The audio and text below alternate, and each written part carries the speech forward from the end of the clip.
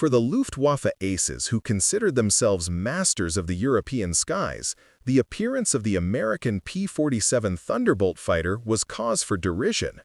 They nicknamed it the Milchflasche, milk bottle, a flying barrel. When the first P-47 squadrons crossed the English Channel in the spring of 1943, German pilots found its massive, clumsy silhouette absurd. It was the largest single-engine fighter of the time, weighing up to 8 tons fully loaded, nearly twice as much as their nimble machines like the Focke-Wulf 190. The Germans saw this as confirmation of their stereotypes about crude American engineering, believing this aerial leviathan would be slow and easy prey. One Luftwaffe veteran later admitted, "We laughed, but we made a terrible mistake." That laughter was soon drowned out by the thunder of 8 heavy-caliber machine guns, a revolutionary engine, and a ruggedness that seemed supernatural.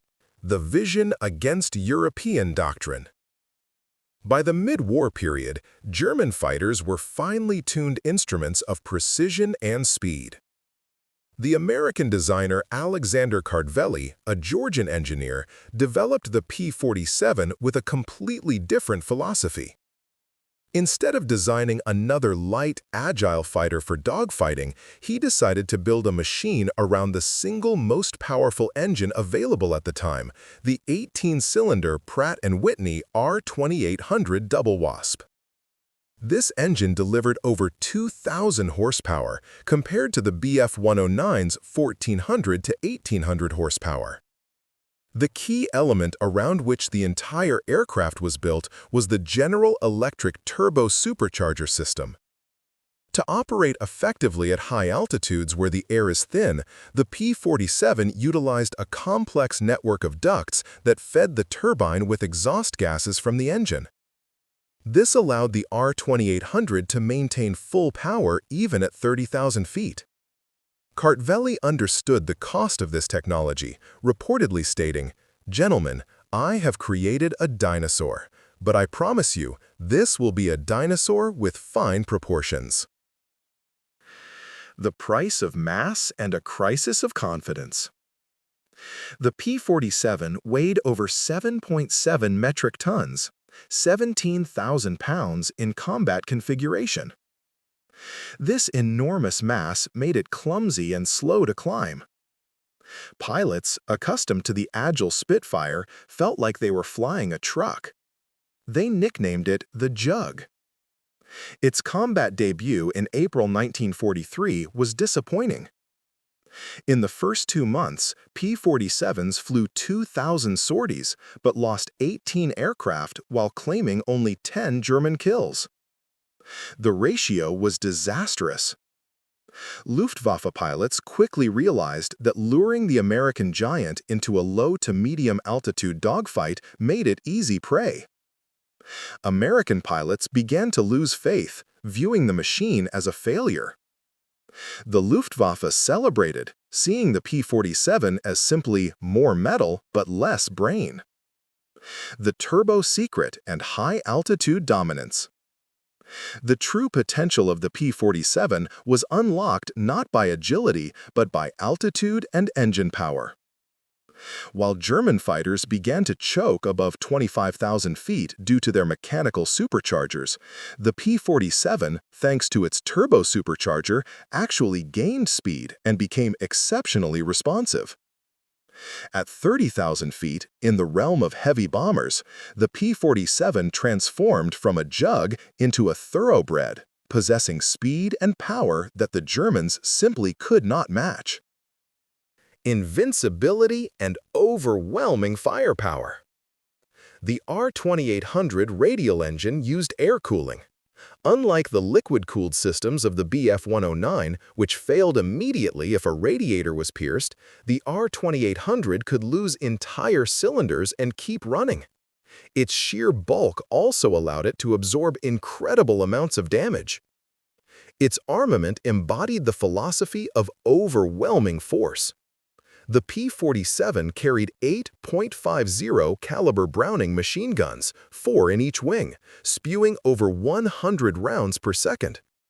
With an ammunition capacity of up to 4,000 rounds, the pilot could fire continuously for up to 30 seconds.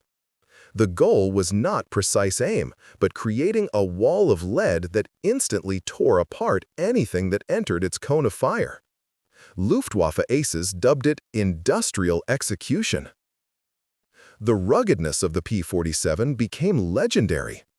Heavy cockpit armor, self-sealing fuel tanks, and a large, redundant airframe where a shell could pass through without hitting anything vital made it incredibly resilient. The most famous example is Major Robert S. Johnson, who returned to base in a P-47 with over 200 bullet holes after an attack the German pilot had deemed fatal, even saluting him as he flew away. The tactical revolution and evolution. The birth of boom and zoom. The turning point came thanks to a new generation of commanders like Colonel Hubert Zemke. He realized that a heavyweight should not be forced to compete in ballet.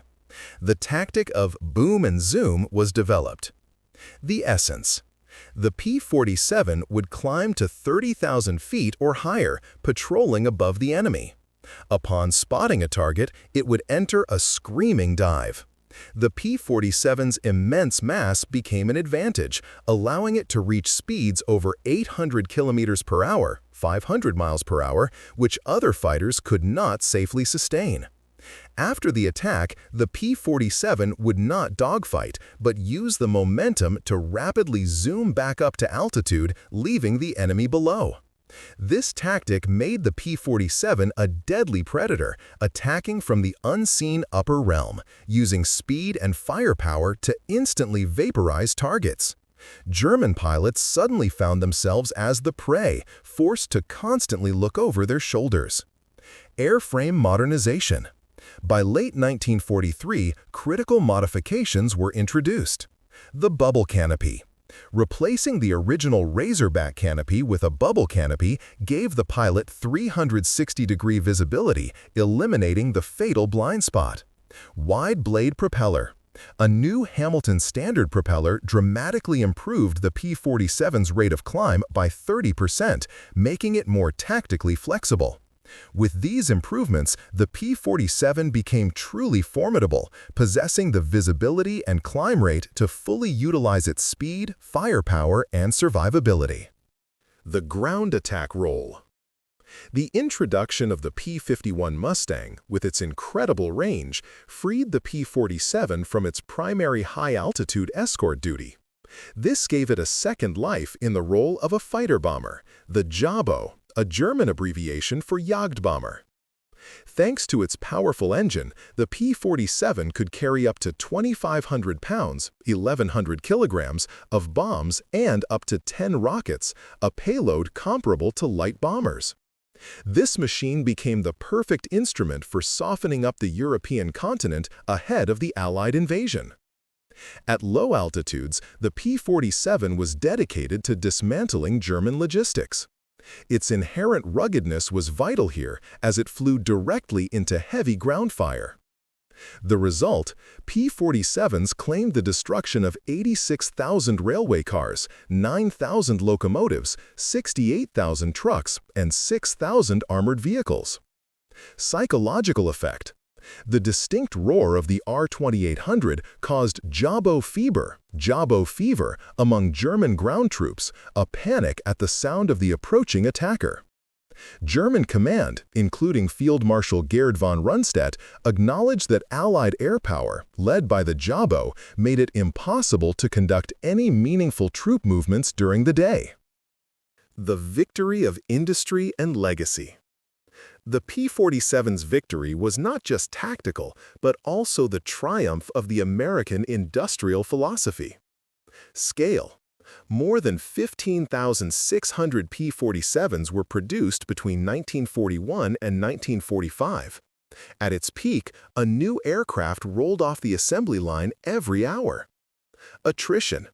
While German factories struggled under bombing, America buried the enemy under an avalanche of steel and trained pilots, nearly 200,000. The loss of a P-47 was a replaceable unit in a vast machine, while the loss of a German ace was an irreplaceable blow. The P-47 Thunderbolt ended the war with an official air-to-air victory ratio of over 4-1 and left behind a legacy of sheer, unstoppable force. Its design philosophy, a heavily armed, tough ground support aircraft, found a direct successor in the modern A-10 Thunderbolt II Warthog. The story of the P-47 is a reminder. What starts as a joke can end as a titan. And in total war, victory is often achieved not through elegance, but through ruthless, overwhelming, and massive power.